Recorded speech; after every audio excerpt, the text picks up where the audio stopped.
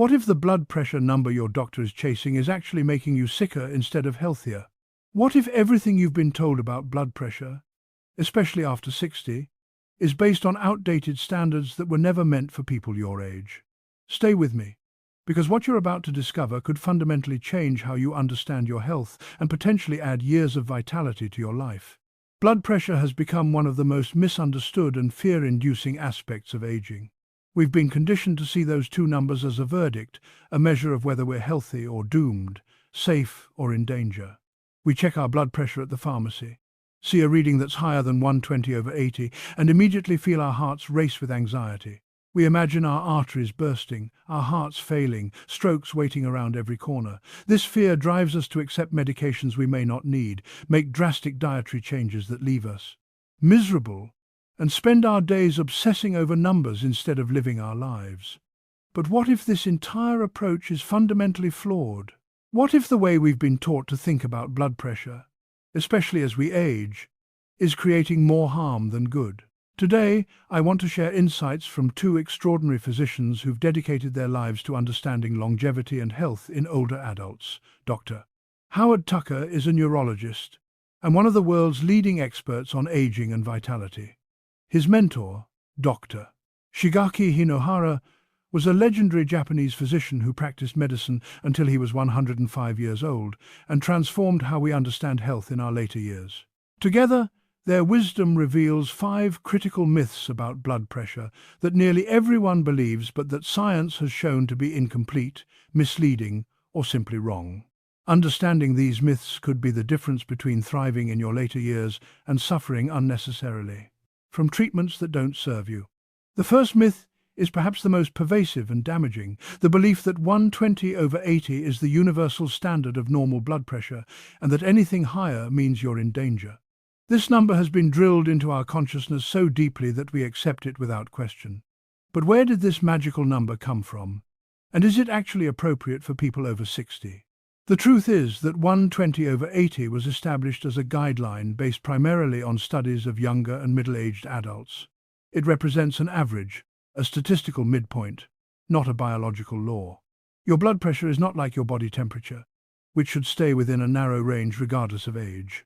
Blood pressure is dynamic, responsive, and naturally changes as your body ages. As you get older, your arteries naturally become less elastic. This is not a disease, it's a normal part of aging. Your blood vessels, which were once soft and flexible like garden hoses, gradually become a bit stiffer, more like pipes. This stiffening means that your heart needs to generate slightly more pressure to push blood through your system and deliver oxygen and nutrients to your brain, kidneys, and other vital organs. For many seniors, a systolic pressure between 130 and 140, with a diastolic around 80 to 85, is not only normal but actually protective. Research has shown that seniors with systolic blood pressure in this slightly elevated range often have better cognitive function, more energy, and better kidney function than those whose pressure is pushed down to 120 or below. Why? Because adequate pressure ensures adequate blood flow. Your brain, sitting at the top of your body, needs sufficient pressure to receive the oxygen-rich blood it requires to function properly.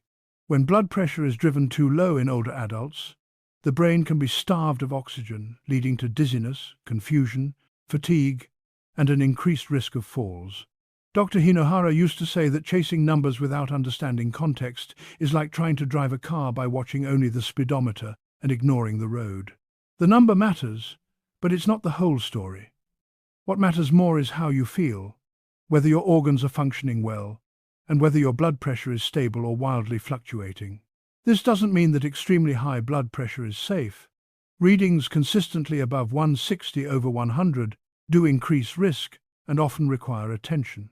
But the obsession with achieving 120/80 in every senior, regardless of their individual physiology, has led to over-medication, unnecessary side effects, and a diminished quality of life for countless older adults. The second myth is that high blood pressure always causes symptoms, or conversely, that if you feel fine, your blood pressure must be fine. This misconception works in both directions, and both are dangerous. The reality is that high blood pressure is often called the silent killer, precisely because it typically produces no symptoms at all. You can have a blood pressure of 170 over 100 and feel absolutely normal. No headaches, no dizziness, no chest pain, nothing. This is why routine monitoring is genuinely important. Relying on how you feel to gauge your blood pressure is like trying to detect carbon monoxide in your home without a detector. You simply can't sense it until damage is already occurring. At the same time, many of the symptoms we associate with high blood pressure, things like headaches, dizziness, fatigue, and feeling flushed, are actually more commonly caused by other factors, including low blood pressure, dehydration, stress, or medication side effects. This creates a dangerous paradox where people who feel unwell assume their blood pressure is high when it might actually be too low, leading them to take extra medication or worry unnecessarily, which, ironically, can raise their blood pressure through stress. The key insight here is that blood pressure must be measured, not guessed. And it must be measured properly, which means sitting quietly for 5 minutes before checking, using the correct cuff size, and taking multiple readings at different times of day. A single elevated reading means very little. A pattern of readings over days or weeks tells the real story. The third myth is that blood pressure medication is a permanent fix, a solution you take once and continue forever without question. This belief has led to a troubling reality where many seniors take the same blood pressure medication at the same dose for years, sometimes decades, without any reassessment of whether they still need it or whether the dose is still appropriate. Your body is not static. It changes constantly in response to aging, lifestyle, other medications, health conditions, stress levels, and dozens of other factors. A medication that was perfectly the appropriate 5 years ago might be too strong today, especially if you've made lifestyle changes that have improved your vascular health. Yet doctors rarely revisit these prescriptions unless you specifically request it, and many patients assume that once they start medication, they're on it for life. This is fundamentally wrong. Blood pressure medication should be reviewed regularly, at least annually, and adjusted based on your current readings, symptoms, and overall health. If you've lost weight, improved your diet, started exercising regularly, reduced stress, or improved your sleep, your body may no longer need the same level of medication support. Studies have shown that meaningful lifestyle changes can reduce or even eliminate the need for blood pressure medication in many older adults. Moreover, blood pressure medications have side effects. Some cause fatigue, dizziness, or cognitive fog. Others affect electrolyte balance, kidney function, or blood sugar levels. Taking more medication than you need exposes you to these risks without additional benefit. The goal is not to be on medication. The goal is to have healthy, stable blood pressure that supports your body's needs, whether that requires medication, lifestyle changes, or ideally a combination of both that minimizes medication while maximizing quality of life. The fourth myth is one that has dominated nutritional advice for decades, that salt is the enemy, and that reducing sodium intake as much as possible is essential for controlling blood pressure. This oversimplified message has led countless seniors to eat bland, joyless food and avoid salt entirely, believing they're protecting their health. But the relationship between salt and blood pressure is far more nuanced than we've been told. Yes, excessive sodium intake can contribute to high blood pressure in some people, particularly those who are salt sensitive. But the key word is excessive. The blanket advice to drastically reduce salt intake for all seniors is not only outdated but potentially harmful. Your body needs sodium. It's an essential electrolyte that helps regulate fluid balance, nerve function, muscle contraction, and blood pressure itself. When sodium intake becomes too low, your blood pressure can actually drop too much, leading to dizziness, weakness, confusion, and falls. Low sodium can also trigger a cascade of hormonal responses as your body tries to conserve what little salt it has, which can paradoxically raise blood pressure in some people. Additionally, severely restricting salt often means avoiding nutritious whole foods like vegetables, nuts, and fish that naturally contain some sodium, leading to nutritional deficiencies. The real issue with salt in the modern diet is not salt itself, but the source. Processed foods, fast foods, and packaged snacks contain enormous amounts of refined sodium, along with unhealthy fats, sugars, and chemicals. This combination creates inflammation and damages blood vessels.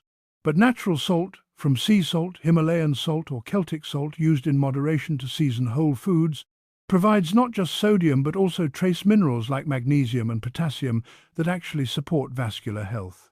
Furthermore, potassium plays a crucial role in blood pressure regulation, and many seniors are deficient in potassium, not because they're eating too much sodium, but because they're not eating enough potassium-rich foods like bananas, sweet potatoes, spinach, avocados, and beans. The ratio of sodium to potassium matters more than sodium alone. Balancing these electrolytes through a diet rich in whole foods with moderate natural salt use is far more effective and sustainable than obsessively restricting salt while eating processed foods. Dr. Tucker often reminds his patients that the body is wise. It will signal when something is out of balance. Craving salt intensely might indicate low sodium or low minerals, not a character flaw. Listening to your body, while making informed choices, is healthier than following rigid rules that ignore individual needs. The fifth and final myth is perhaps the most disempowering. The belief that once you have high blood pressure, it's a lifelong chronic condition, something you manage but never overcome. This fatalistic view strips away hope and agency, making people feel helpless and dependent on medication forever. The truth is that blood pressure is responsive and adaptable. While some people will need medication long-term, many others can significantly improve or even normalize their blood pressure through consistent lifestyle changes. Your blood vessels are living tissues. They respond to how you treat them. When you nourish them properly, they can regain flexibility, repair damage, and function more efficiently. Research has repeatedly shown that moderate physical activity, even just 30 minutes of walking most days, can lower blood pressure by 5 to 10 points. Losing even a modest amount of weight if you're overweight can have similar effects. Improving sleep quality, managing stress through meditation or deep breathing, staying properly hydrated, eating more fruits and vegetables, and reducing processed foods all contribute to vascular health and blood pressure reduction. These changes don't happen overnight. Your blood vessels didn't become stiff and dysfunctional in a day, and they won't heal in a day either. But over weeks and months of consistent patient care, real physiological changes occur. Arterial walls become more elastic, inflammation decreases, blood flow improves, and blood pressure naturally comes down. This doesn't mean everyone can stop their medication. Some people have genetic factors or long-standing damage that requires ongoing pharmaceutical support. But even for these individuals, lifestyle changes can reduce the amount of medication needed, minimize side effects, and improve overall health and vitality. The key is to see blood pressure not as a verdict or a life sentence, but as a form of communication. Your blood pressure is your cardiovascular system's way of telling you how it's functioning.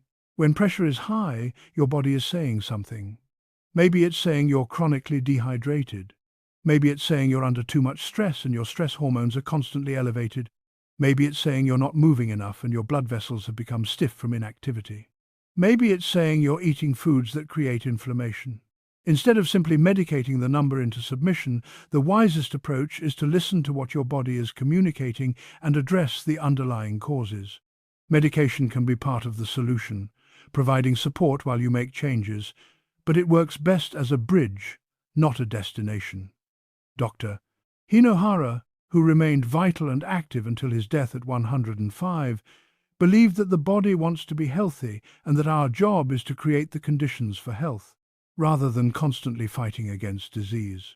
He saw aging not as decline, but as transformation, an ongoing dialogue with your body, where you learn to support its changing needs. So what does this mean practically for you? It means stepping back from fear and stepping into understanding. It means measuring your blood pressure regularly but not obsessively, and interpreting those numbers in context, not in isolation. It means having an honest conversation with your doctor about whether your current medication is still appropriate or whether adjustments might improve your quality of life. It means eating a balanced diet rich in whole foods, colorful vegetables, fruits, healthy fats, and yes, moderate natural salt. It means moving your body gently and consistently, finding activities that bring you joy rather than dread. It means prioritizing sleep, managing stress, staying hydrated, and maintaining social connections, all of which profoundly affect blood pressure. It means understanding that your worth is not determined by a number on a screen, and that health is not about perfection but about partnership with your body, patience with the process, and persistence in making choices that support your long-term vitality. Blood pressure is not your enemy, it's a messenger. And when you learn to listen with curiosity rather than fear, you discover that your body is always working in your favor, always trying to maintain balance, always capable of healing when given the support it needs. So here's what I'm asking you to do today. First, if you're on blood pressure medication and haven't had it reviewed in over a year, schedule an appointment with your doctor to discuss whether your current regimen is still optimal. Bring a log of your blood pressure readings at different times of day. Ask questions. Be an active participant in your care. Second, choose one lifestyle change to implement this week. Maybe it's drinking an extra glass of water each day. Maybe it's taking a 10-minute walk after dinner. Maybe it's adding a serving of vegetables to your lunch. Maybe it's practicing 5 minutes of deep breathing before bed. Start small, but start today. Small changes compound into significant improvements over time. Third, shift your relationship with those numbers. See them as information, not judgment. See them as communication, not condemnation. And remember that your value and your health are so much more than any single measurement. If you found this information eye-opening and valuable, please like this video and subscribe to our channel for more health wisdom designed specifically for seniors who want to thrive, not just survive. Leave a comment below and tell me, which myth surprised you the most? What questions do you have about blood pressure that we didn't address today? Your engagement helps us create content that serves you better. Remember, aging is not about surrender. It's about wisdom, adaptation, and partnership with the incredible body that has carried you this far and wants to carry you even further. Thank you for being here, and I'll see you in the next video.